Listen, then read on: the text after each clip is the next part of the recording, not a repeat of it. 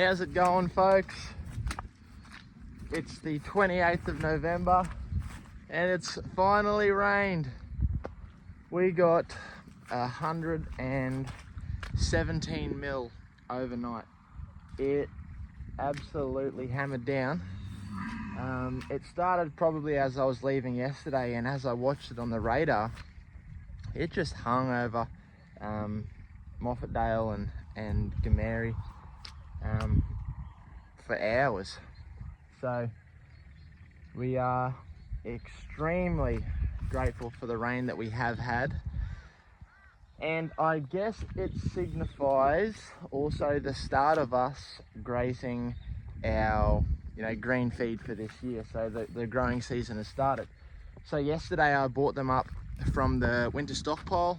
Further down you can see it's kind of the darker, browner, more mature feed, and we brought them up to our previously grazed paddocks through winter that have recovered. So we're going to be, as I said in the last video, trying to keep them on a good plane of nutrition, constantly moving, and trying to harvest as much of the forage as we can without sacrificing the body condition of the cattle. So I'm just going to move them now before they get too upset. Might be a bit tricky to do.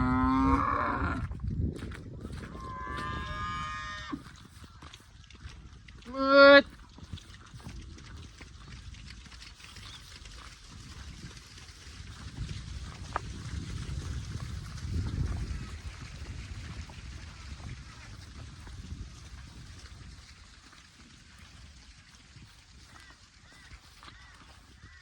So while the rain is very, very good, too much of it to the point where it comes boggy and it's constantly muddy, can chop the cattle up quite a bit if they're having to constantly sludge and walk through heavy mud. So we just got to keep that in mind too. So moving them onto a fresh slice of pasture each day is definitely going to help with that, and it's also going to help with us not pugging up our pastures, the sections that the cattle were on the previous graze. So we can probably see, get this tightened up, a bit of a graze line behind me. So let's hook this back on. But we can see where the cattle were grazing last night. I only had them in there for just overnight, so maybe 10 hours or so, and they've done a fairly good job. But if I were to box them up any tighter, then we probably would start to cause some pugging in the soil. So the feed that we've got in our, most predominantly on this lease block, is love grass, and if managed well, I think it's a pretty good plant. It's very hardy, resilient, strong, tufted roots, and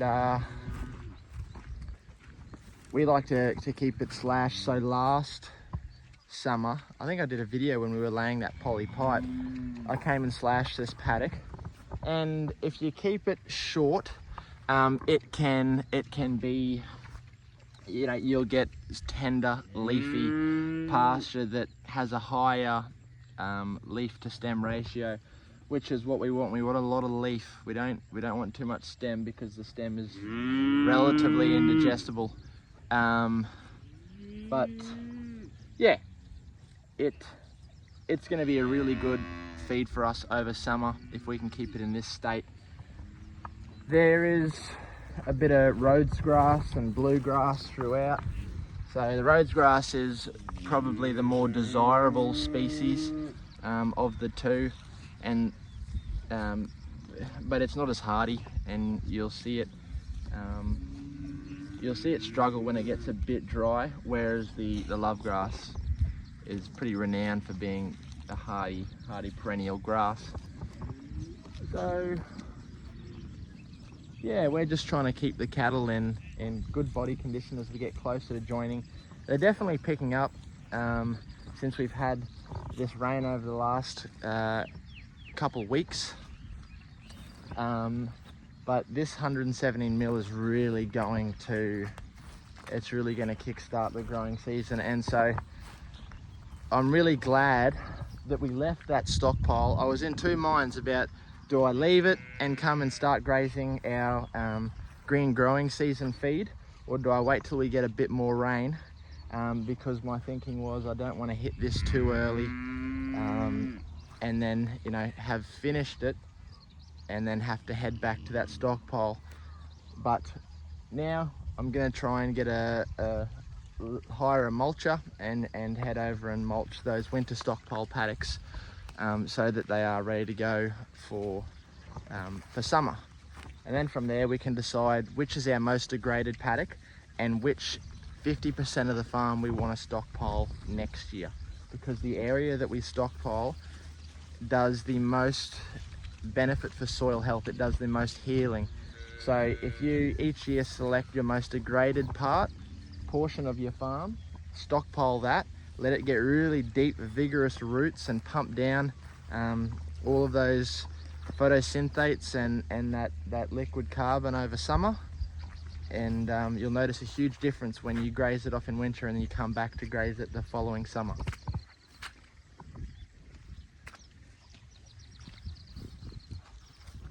Nice little calves here. There's a couple heifers, 118 and 117, that are probably going to calve in the next couple of days. Anyway, I'll keep going and setting up some more paddocks, but I'll keep you updated. Have a great day.